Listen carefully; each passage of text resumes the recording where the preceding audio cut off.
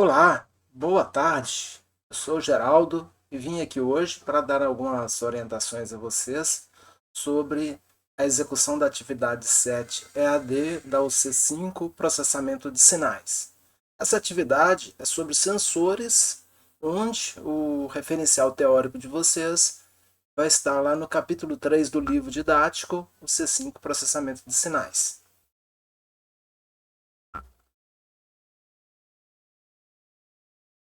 Primeira atividade, né, no processo de envase de garrafas da planta virtual, a pressão interna das garrafas durante o teste de estanqueidade deve ser monitorada, assinale a alternativa correta que determina o melhor sensor para esse processo. Quando a gente fala que a gente quer monitorar, usar um sensor para monitorar uma grandeza, a gente quer ver o valor dele, dessa grandeza. Então, um desses sensores aí vai atingir esse propósito. Pode ser um pressostato, um transdutor de pressão, até, por exemplo, saída de corrente, de acordo com o valor da pressão que fornece a corrente, uma célula de carga, um rotâmetro, uma termoresistência PT100. Então, vocês vão verificar lá nos sensores qual que atende a essa condição e assinalar essa resposta. Lembrando que é para monitorar, tá? A segunda questão, o engenheiro Fernando é responsável por uma planta de cozimento, resfriamento e envase. Ele deseja instalar no tanque de cozimento um sensor que permita o monitoramento contínuo do nível do tanque. Entre as opções abaixo, determine qual sensor deve ser instalado para que o Fernando continue a atender a demanda da empresa. Aí ele tem que ver também monitoramento contínuo do nível de tanque. Ou seja, eu tenho que ter um sensor que vai me falar a qualquer momento o nível que o tanque está. Tá? Pode ser um sensor indutivo, um termopar, um sensor magnético, um sensor tipo turbina, um sensor ultrassônico. Vocês vão verificar quais desses 5 sensores aí atende essa condição do engenheiro Fernando. A terceira questão, né, as garrafas saem do processo de envase, tem que ser direcionado para o setor de rotulação e para fazer isso utilizam cilindros com êmbolo magnético, cilindros pneumáticos, tá?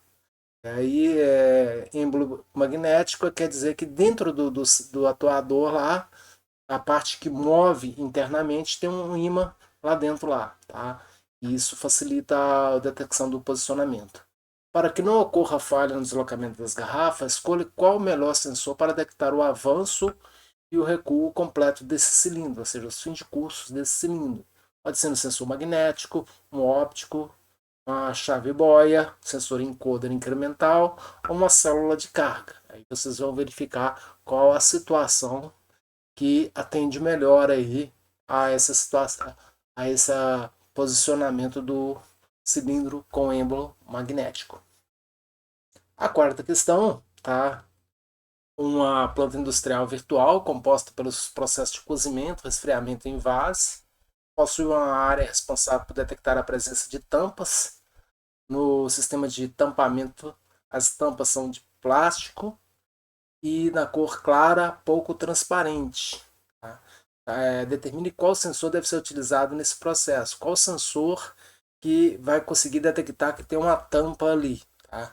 Essa tampa é de plástico, cor clara e pouco transparente. Aí, qual sensor detectaria a presença dessa tampa? Sensor indutivo, magnético, chave de boia, sensor capacitivo ou sensor ultrassônico? Vocês vão pesquisar e assinalar qual a resposta que atende a esse princípio. E a quinta e última questão, né? Uma empresa utiliza as correias transportadoras para levar garrafas de um setor para o outro, para transportar as garrafas.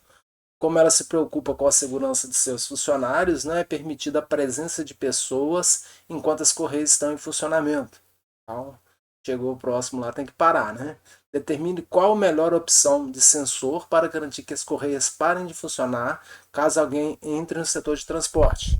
Então, tem uma esteira que está transportando as garrafas. Se alguém chegar perto dela, o sistema tem que parar a esteira para não para que não tenha risco de acidente.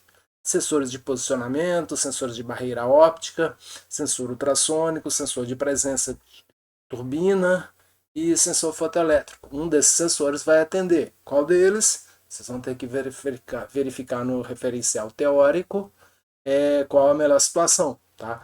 Para essa atividade 7, que é uma atividade muito conceitual, tá?